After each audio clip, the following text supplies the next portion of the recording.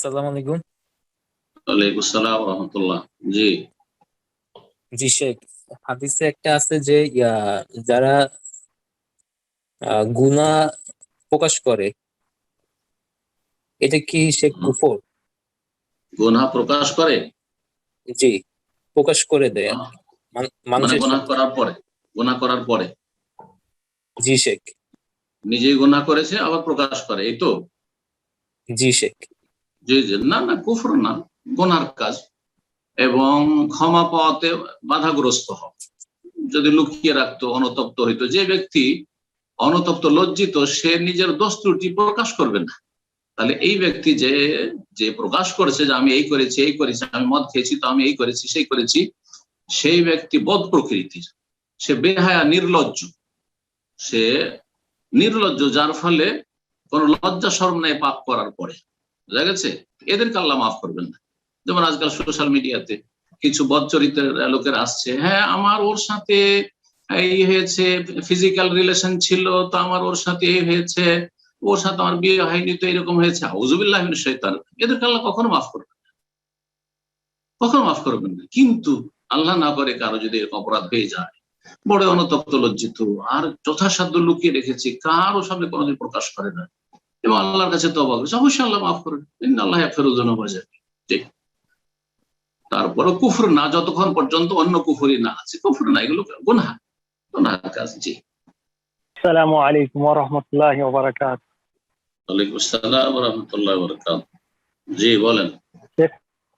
ঠিক, আমার প্রশ্নটা হলো যে সকাল সন্ধ্যার যে জিকিরটা আছে, তো ফজরের নামাজের পরেও তো মানে যে আছে, আয়াতুল কুরসি আছে আর সূরাতুল ইখলাস তিনবার, ফালাক তিনবার ও নাস তিনবার পাঠ করে, তারপরে কি আবার ওই সকালের যে জিকির আছে সেগুলো পড়ার আগে কি ওই করতে হবে, তিনবার করে পড়তে হবে এটা?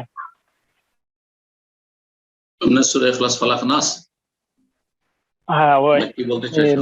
হ্যাঁ হ্যাঁ, বলছি যে সকাল ফজরের নামাজের যে খাস করা আয়াতুল কুরসি তিনবার, আয়াতুল কুরসি, তারপর সূরা ফালাক তিনবার, সূরা নাস তিনবার, আয়াতুল সূরা কুরসি তো আর তিনবার ইখলাস। নাই। আয়াতুল না কুরসি না, তিনবার একবার নেই। একবার আছে আয়াতুল, তো। হ্যাঁ, হুম হুম। তো ওই যে সকালবেলায় জিকির যে মানে ফজরের নামাজের পরে পরেই স্টার্ট করা হয়, তো কি আবারও কি পড়া জরুরি নাকি একবার পড়লেই যথেষ্ট হবে? শুনুন, আয়াতুল কুরসি হচ্ছে ফরজ সলাতের সাথে সংশ্লিষ্ট জিকির। এটি সকাল সন্ধ্যার জিকিরে নেই। সকাল সন্ধ্যার জিকিরে আয়াতুল কুরসি নেই।